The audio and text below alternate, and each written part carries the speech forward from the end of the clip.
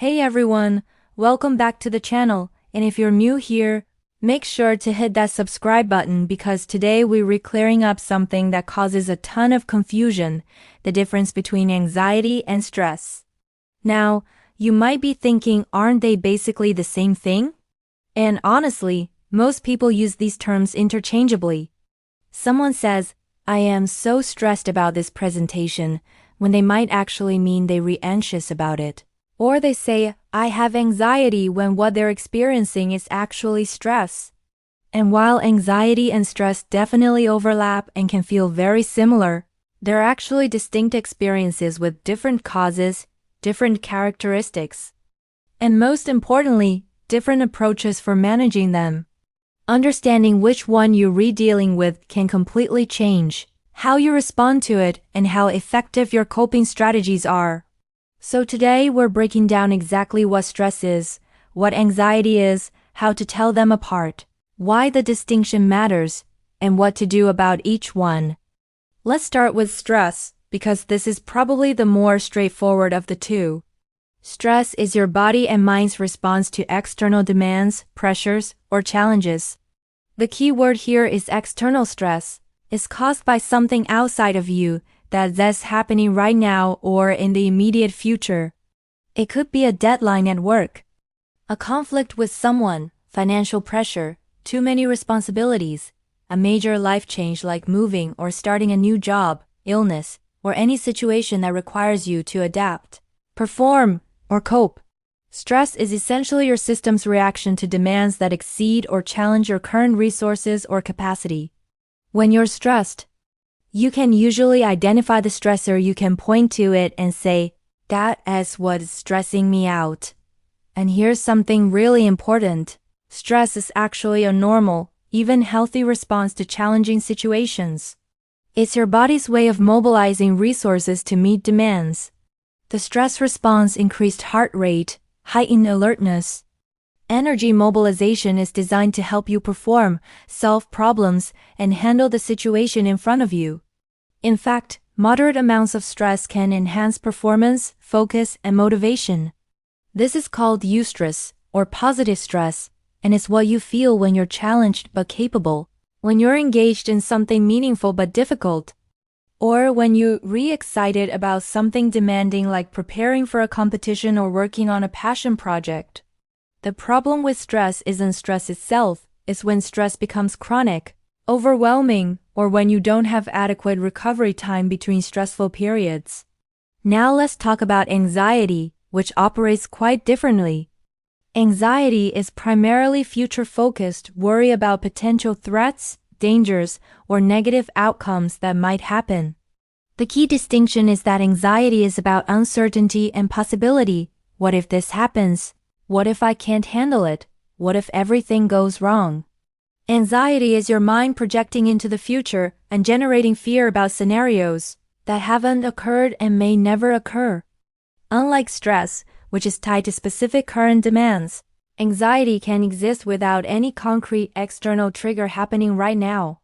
You can be anxious about something that might happen next week, next year, or never. You can be anxious about vague, undefined possibilities, just a generalized sense that something bad could happen without knowing what. And this is where anxiety becomes particularly tricky. Because it is not tied to a specific present challenge, it's much harder to resolve. You can't solve a hypothetical future problem the way you can address a current stressor. Here is a really useful way to think about the difference.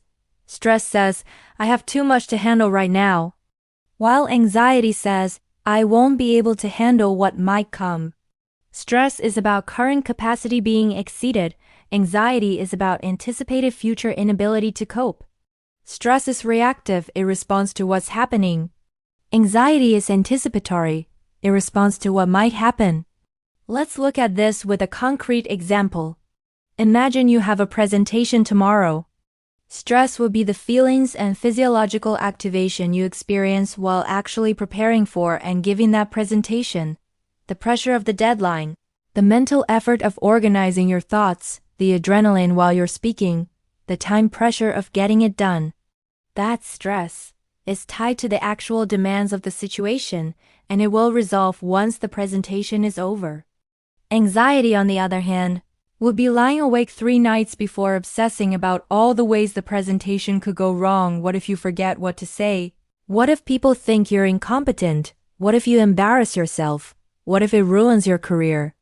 Anxiety is the catastrophic future thinking that's generating fear about possibilities, not realities.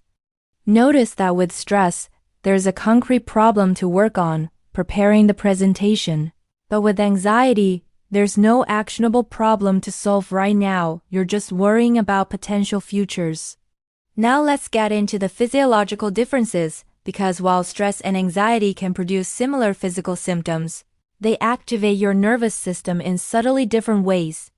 Stress activates your sympathetic nervous system, the fight-or-flight response, in proportion to the actual demand. It's generally time-limited and tied to the stressor. Once you've completed the task or the demand passes, your parasympathetic nervous system kicks in and you return to baseline. Stress has a clear arc, challenge emerges.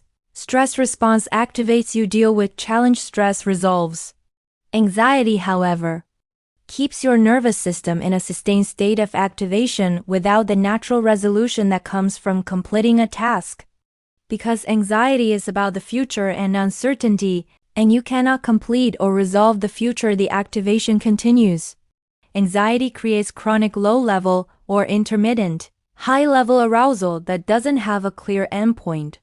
This is why anxiety is often more exhausting than stress. With stress, you're working hard, but there's resolution. With anxiety, you're activated without productive outlet. There's also a difference in how your brain processes these states. Stress primarily involves your prefrontal cortex, the thinking, planning, problem-solving part of your brain working overtime to manage demands. Your prefrontal cortex is actively engaged in strategizing, organizing, and executing solutions. Anxiety, on the other hand, involves more amygdala activation, your brain's fear and threat detection center combined with decreased prefrontal cortex regulation. Your fear center is hyperactive while your rational brain struggles to control it. This is why anxiety feels so much harder to think your way out of compared to stress. With stress, thinking and planning actually help. With anxiety, thinking often makes it worse because you just generate more worst-case scenarios. Let's discuss the timeline and duration aspect, because this is another key difference. Stress is generally tied to specific events or periods. You're stressed during exam week, during a busy season at work, while planning a wedding, during a crisis. Once the stressful period or event concludes, stress typically diminishes. Even chronic stress usually has identifiable ongoing stressors, a demanding job, a difficult living situation, caregiving responsibilities. Anxiety, however, can be much more persistent and doesn't necessarily correlate with external circumstances. You can be anxious during perfectly calm periods of life. You might resolve one worry only to have your mind immediately find something else to be anxious about. This is because anxiety isn't really about the specific content of what you're worrying about. It has more of a state your nervous system gets stuck in. People with generalized anxiety disorder, for instance, worry excessively about multiple domains of life, health, relationships, work, finances, world events, regardless of whether there are actual problems in those areas. The anxiety is the constant, while the specific worries rotate. Another important distinction is in the thought patterns associated with each. Stress typically involves thoughts like, I have so much to do. This is challenging, I need to figure this out, I don't have enough time, or this is demanding. These are reality-based thoughts about actual current circumstances.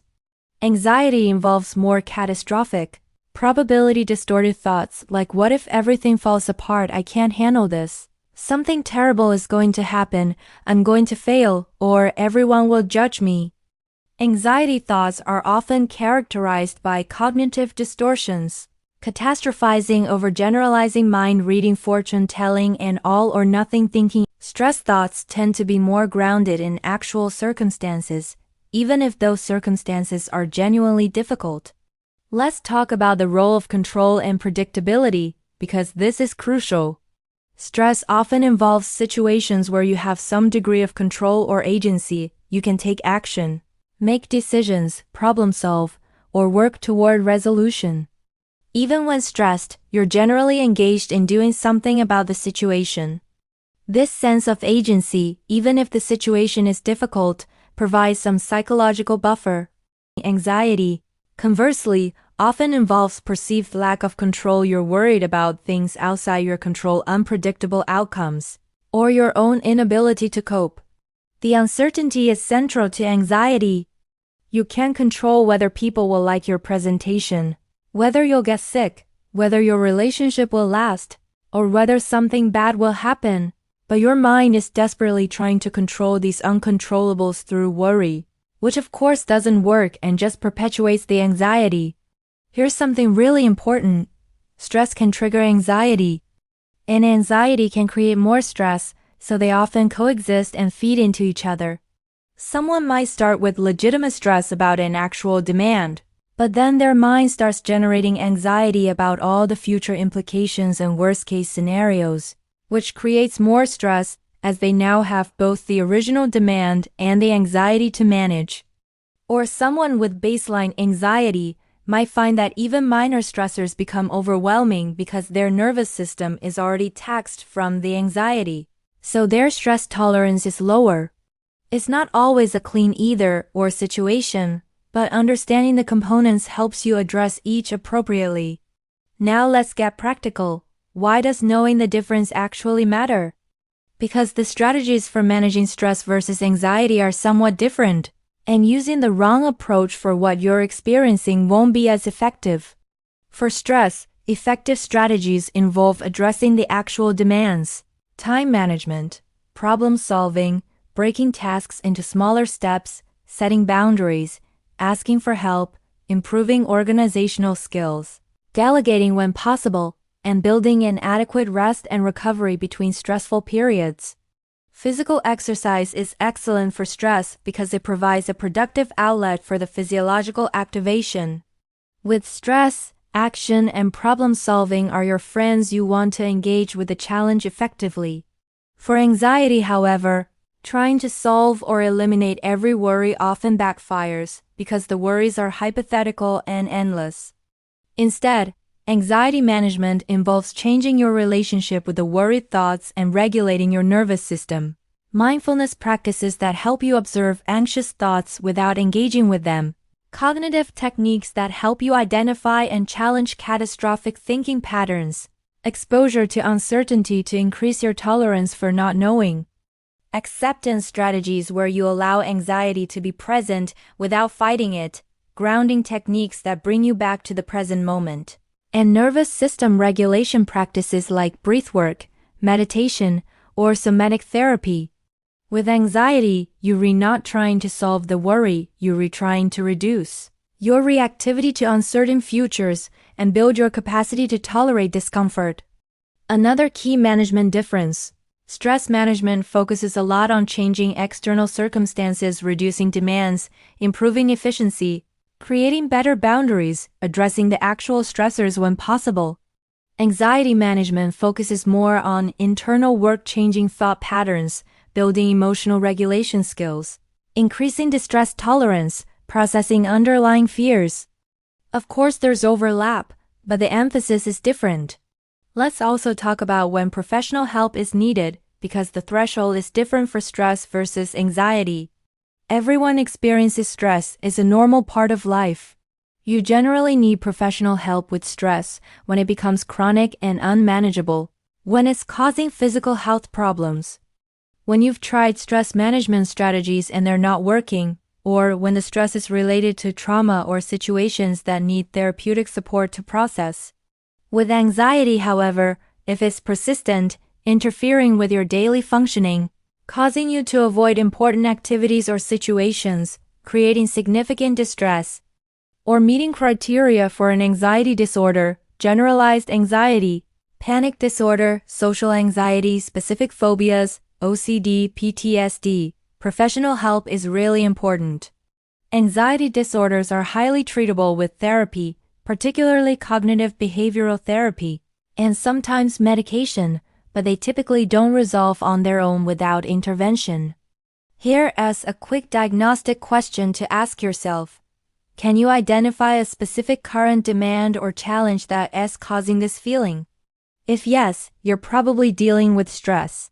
Does this feeling persist even when there's no immediate demand, or is it focused on worst-case scenarios about the future? If yes, you're likely dealing with anxiety. Does the feeling resolve when the situation or task is completed? Stress. Does the feeling continue or find new content to attach to even after one worry is resolved? Anxiety. Can you take action that makes the feeling better? Stress. Does trying to solve or prevent the worry just generate more worries? Anxiety. One final really important point. Neither stress nor anxiety is a sign of weakness. And both are valid experiences that deserve attention and care. Our culture tends to wear stress as a badge of honor while stigmatizing anxiety, but both can be debilitating when chronic or severe, and both respond well to appropriate intervention. If this video helped clarify the difference for you, please give it a thumbs up and share it with someone who might be confusing the two. Drop a comment. Do you tend to experience more stress or anxiety, and what helps you manage it? And remember, whether you're dealing with stress, anxiety, or both, support is available. These are manageable conditions, and understanding what you're experiencing is the first step toward addressing it effectively. Thanks so much for watching, and I'll see you in the next video.